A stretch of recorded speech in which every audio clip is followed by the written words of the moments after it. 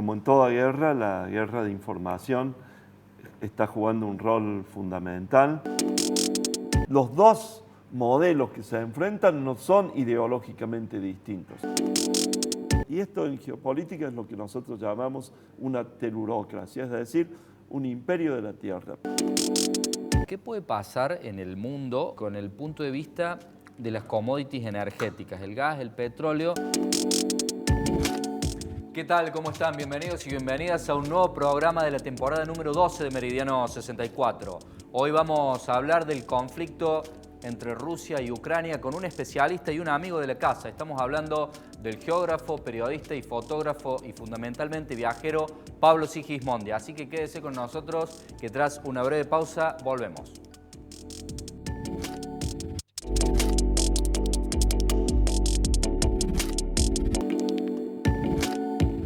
Hoy nos vamos a enterar qué está pasando en el conflicto entre Rusia y Ucrania de la mano del periodista, geógrafo, fotógrafo, viajero y amigo de la casa Pablo Sigismondi. Pablo, ¿cómo estás? Muy buenas noches. Buenas noches, un gusto estar en el programa, Gabriel. Gracias, Pablo. La verdad que hacía mucho que no te teníamos acá en forma presencial. Contanos qué está pasando y de dónde viene todo esto. Bueno, es largo y la primera cosa que hay que decir que, como en toda guerra, la guerra de información está jugando un rol fundamental. Hay un maniqueísmo en ver blancos y negros, buenos y malos, y en realidad esto es un conflicto que tiene mucho tiempo de acumulación, que no es el conflicto que se presenta en gran parte de los medios occidentales diciendo que el presidente Putin es un nuevo Hitler.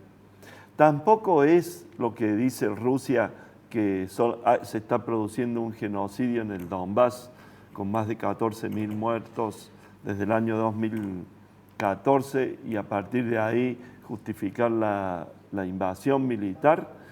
Y para arrancar de alguna manera con hechos recientes, se podría hablar desde el golpe de Estado del Maidán del 2014, cuando un gobierno pro-occidental asume el poder en Ucrania, saca al presidente Yanukovych, que había estado a punto de firmar un acuerdo con la Unión Europea, y coloca en su lugar a un gobierno que es pro-occidental. Esto desata, en los acontecimientos recientes, esto desata la crisis que finalmente llegamos a lo que estamos viviendo en la actualidad. Pero en realidad, cuando uno se pone a ver de muy larga data, este conflicto en Ucrania se veía venir por lo menos hace 25 años, después ya de la desaparición de la Unión Soviética en 1991, a partir de 1997-98, ya el pensamiento nacionalista ruso preveía que si Ucrania finalmente ingresaba a la Unión Europea y especialmente a la OTAN, la Organización del Tratado del Atlántico Norte, la guerra iba a ser prácticamente inevitable, que es lo que estamos viviendo ahora, ¿no? ¿Hacia dónde va o hacia dónde puede ir? Es muy difícil en este momento hacer una proyección hacia dónde va, porque además, como dije, la información que tenemos es tergiversada. Entre las tantas cosas que se dicen informativamente erróneas, por desconocimiento, tal vez por ideología, se habla que hemos vuelto a una nueva Guerra Fría, y de ninguna manera esto se compara a la Guerra Fría. La Guerra Fría entre 1945 y 1990 fue un enfrentamiento ideológico que puso cara contra cara a dos bloques liderados por las dos superpotencias vencedoras de la Segunda Guerra Mundial, y un enfrentamiento donde se ponía por un lado el modelo capitalista occidental versus el modelo comunista. Aquí los dos modelos que se enfrentan no son ideológicamente distintos. Los dos tienen la misma matriz ideológica. Lo que sucede es que hacia el interior de la propia sociedad ucraniana, que ya está dividida, está partida la sociedad ucraniana, o estaba partida antes de la invasión, esa sociedad ucraniana ha respondido a dos modelos exteriores distintos, uno de la Unión Europea y uno de la Federación Rusa. Hay que recordar para entender por qué estamos en este presente, cómo llegamos a este presente. Porque si no, se analiza solamente el fotograma de lo que está sucediendo hoy y olvidamos todo lo que viene antes. Es decir, nosotros tenemos que a partir de los 90, volviendo al fin de la Guerra Fría, la OTAN permanentemente incumpliendo las promesas que se hacen a Mikhail Gorbachev, entonces líder de la Unión Soviética, diciéndole que no se iba a ampliar hacia el espacio excomunista, hacia el este de Europa, la OTAN, se la amplía sucesivamente en 5 oportunidades distintas. Primero se ingresa al espacio que formaba parte de la alianza militar del Pacto de Varsovia y luego se ingresa directamente al espacio soviético en las 3 repúblicas del Báltico, Estonia, Letonia y Lituania. Es decir, esto para Rusia, visto desde el punto de vista de la seguridad del Estado ruso, esto significa una intromisión y un avance sobre su frontera y sobre su seguridad, que en el caso de Rusia tiene antecedentes históricos muy claros. La última, la invasión de la Alemania nazi a partir de 1941, pero en el siglo XIX podríamos nombrar las invasiones napoleónicas. Y acá tiene que ver cómo en el caso de Rusia juega un rol predominante la geografía. ¿Por qué? Porque Rusia, la Federación Rusa, el Imperio Zarista, después la Unión Soviética, ahora la Federación Rusa, es el mayor espacio geopolítico del mundo, es el mayor estado del mundo. Actualmente Rusia tiene 17 millones y medio de kilómetros cuadrados. En la época de la Unión Soviética o de los zares era todavía mayor, y esto en geopolítica es lo que nosotros llamamos una telurocracia, es decir, un imperio de la tierra. Pero ¿qué característica tiene la telurocracia rusa? No posee salvaguarda natural que la defienda de invasores. Es decir, es una amplísima llanura que va desde Europa hasta Asia. Los montes Urales, que normalmente se toman como división geográfica entre Europa y Asia, son apenas un encadenamiento que no impide el avance de ninguna manera de invasores. Y en ese enorme espacio geopolítico, en esa enorme llanura continental, de escala continental, ha jugado y juega un rol predominante el permanente asedio que los rusos han vivido a lo largo de su historia, ¿no? ¿Se haría, por decir OTAN, Estados Unidos, podríamos decirlo, están corriendo el alambrado? Lo han corrido 5 veces, acabamos de decirlo. Y lo han corrido no solamente en Europa Occidental, lo han corrido en Asia. Han jugado con los conflictos que sucedieron a la desaparición de la Unión Soviética en Asia Central. Han jugado permanentemente, diría yo que han jugado con fuego. No han entendido que la Rusia de Putin y que el mismo pensamiento geopolítico del presidente Vladimir Putin ha variado a lo largo del tiempo. Vamos a recordar que en el 2000, cuando él asume, y a partir del 2001, después del 11S, el presidente Putin da asistencia y ayuda a Occidente en la invasión a Afganistán como consecuencia de los atentados terroristas de Washington y Nueva York. Hay que recordar que en un primer momento el presidente Putin habla de socios occidentales, busca de alguna manera acercarse a Occidente, pero lamentablemente Occidente permanentemente va humillando a Rusia. Ya lo había hecho después de la caída del muro de Berlín.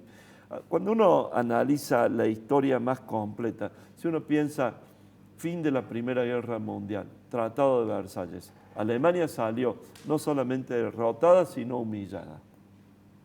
Y esto luego dio como consecuencia el nacimiento, la expansión y demás de lo que conocemos a partir de 1933 con el nazismo. Rusia igualmente, después del fin de la Guerra Fría, la caída del muro de Berlín, Rusia es humillada por Occidente. No es tratada más como una potencia de escala mundial, no es tratada más como una potencia atómica. Es tratada como una potencia de segundo nivel, aún sabiendo que Rusia mantenía y mantiene el mayor arsenal atómico del planeta.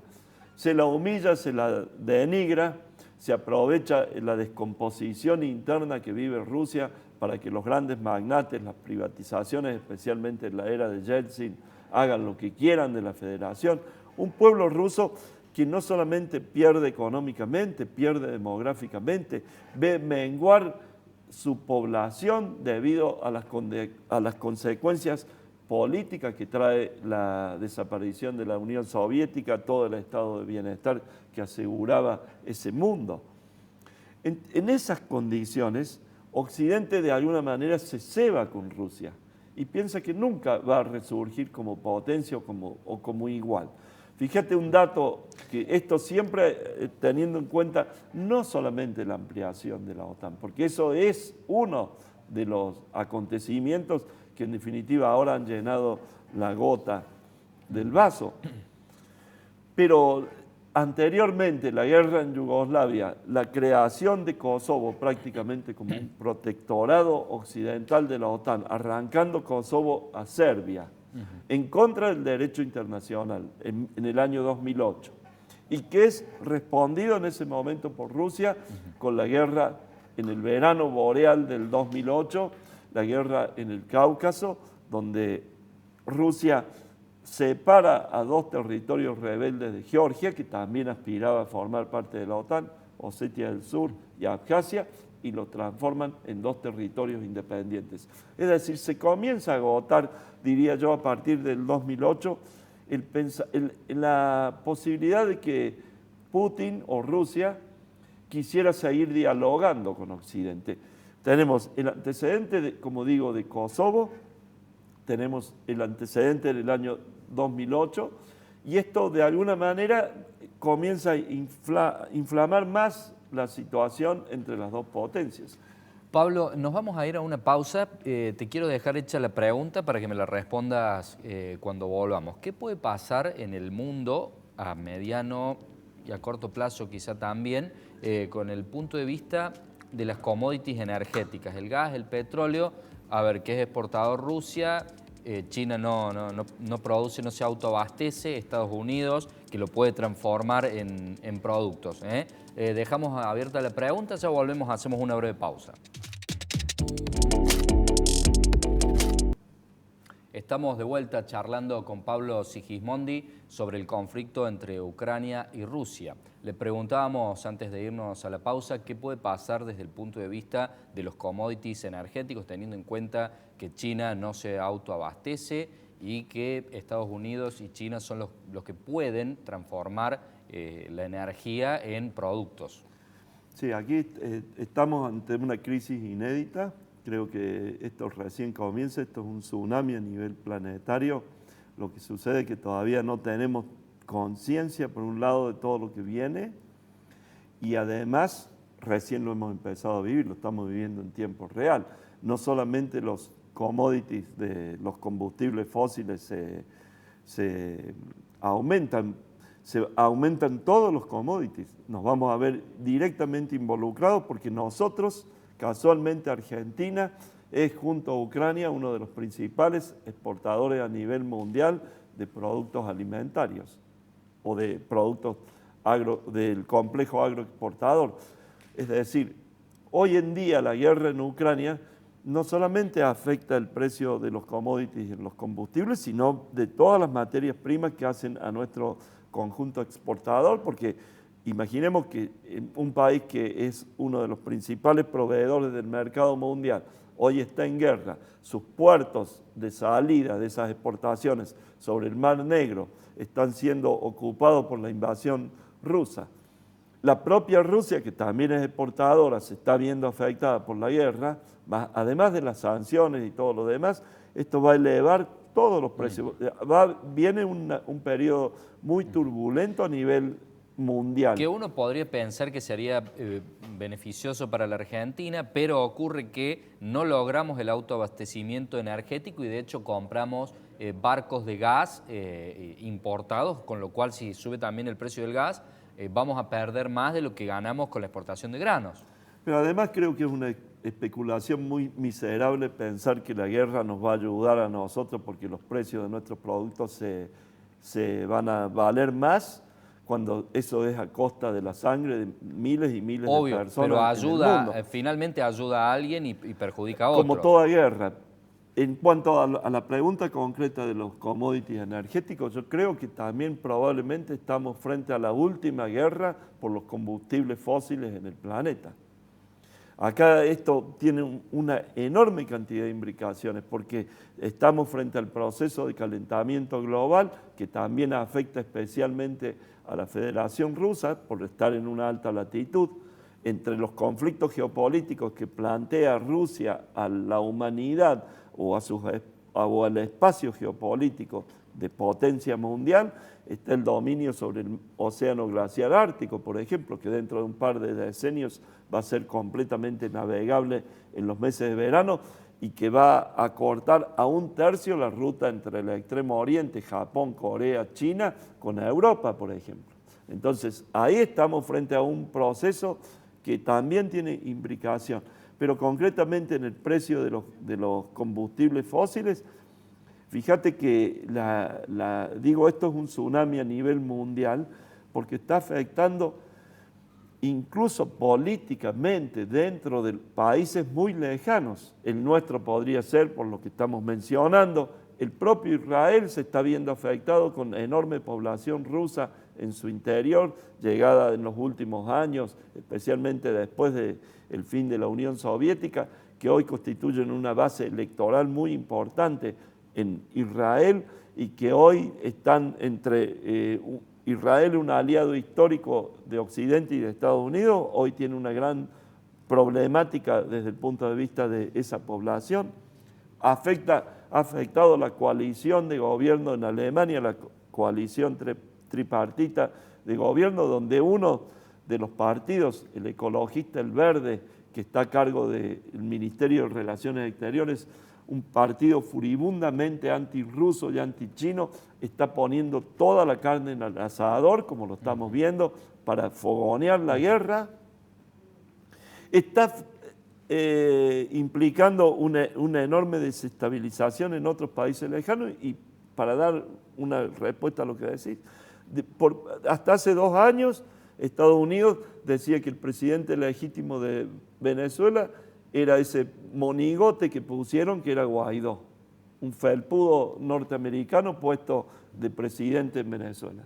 Decían ellos mismos decían eso. Y ahora le piden al presidente Nicolás Maduro, a ver, ya están tratando de hacer las paces para ver si Venezuela puede acelerar la producción de hidrocarburos y salir de este valle en el que está desde hace años. Maneja una gran parte de PDVSA la maneja China, ¿verdad? Sí, pero más allá de eso, digo, ¿cómo está alterándose el tablero geopolítico? Fíjate que Estados Unidos mismo está exportando a Europa muchísima cantidad de gas metano a través de barcos tanque para tratar de empezar a suplir la importación de Rusia. Lógicamente que esa importación de Rusia es imposible de suplir. En este momento, desde el punto de vista geopolítico, de la geopolítica de la energía, por ejemplo, España está en una situación muy superior a la propia Alemania, que depende en gran medida, más del 50% de su producción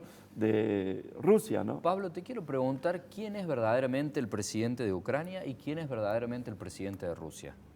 No lo sabemos. ¿Quiénes son? ¿Cómo piensan? No lo sabemos. Yo decía antes que uno puede inferir, viajando, hablando con la gente, vos tenés una noción, un termómetro de la sociedad. Sí puedo decir que el presidente Vladimir Putin en las grandes ciudades o principalmente en los sectores acomodados de Moscú, probablemente lo que la propaganda occidental muestra que por ahí tiene hostilidad, pero en la Rusia interior profunda, Putin es considerado primero un salvador, el que los levantó cuando estaban tirados, destruidos por todo lo que comentábamos antes, y después un guerrero exitoso, lo demostró en Osetia, lo demostró después en Abjasia, lo demostró en Siria, lo demostró en Crimea y lo estaba demostrando hasta la invasión. De ninguna manera la explicación justifica la invasión, porque la invasión y la guerra que hoy vive Ucrania, yo digo, es la lucha entre dos hermanos gemelos a muerte, porque además hay que tener presente que Ucrania con Rusia y con Bielorrusia, la Rusia blanca, es un conjunto muy difícil de diferenciar.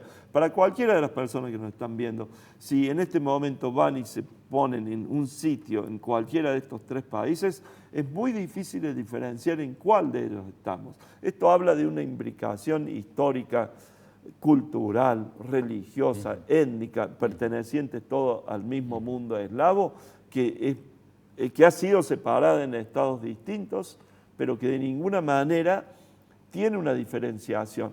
Y esto también Y por el lado de Ucrania también. Sí, Ucrania, por eso dije, Ucrania y No, me Bielorrusia. refiero por el lado del presidente de Ucrania, porque te había preguntado por los dos. Perdón, el presidente de Ucrania, yo no estoy en condiciones de decir quién es, simplemente dije antes, el presidente de Ucrania, después del golpe del Maidán del 2014, responde a intereses que no son los intereses tradicionales de Ucrania en el mundo eslavo ruso.